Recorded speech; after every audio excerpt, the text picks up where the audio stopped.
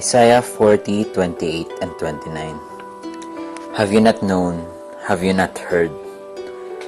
The Lord is the everlasting God, the Creator of the ends of the earth. He does not faint, He does not grow weary. His understanding is unsearchable. He gives power to the faint, and to him who has no might, He increases strength.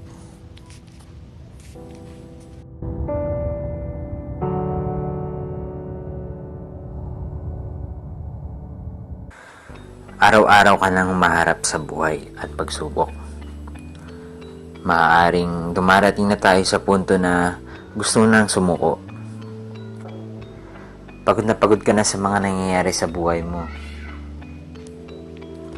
Pakiramdam mo wala nang katapusan ang mga problema.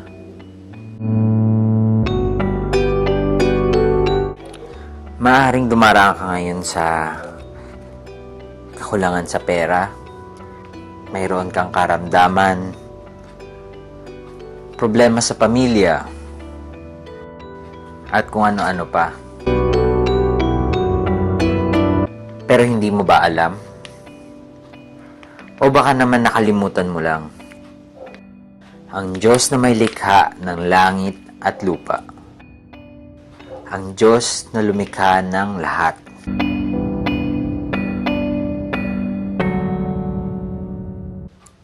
Ay hindi napapagod.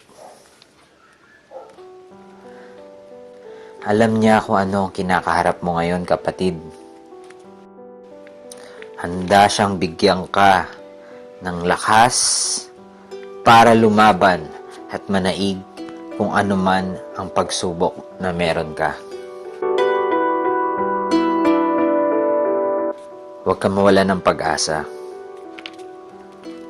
Naniniwala ko na gusto niyang sabihin sa iyo ngayon. Bibigyan kita ng lakas. Bibigyan kita ng pag-asa.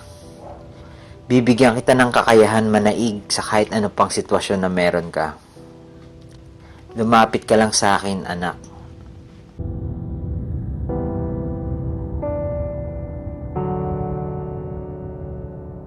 Kapatid, hindi nagtitipid ang Panginoon sa biyaya.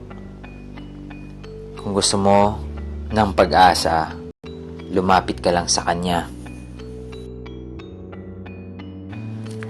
Kung kinausap ka ng mensaheng ito, I challenge you. Bigyan mo ng oras na mag-usap kayo ng Panginoon. Mahal na mahal na mahal Kanya.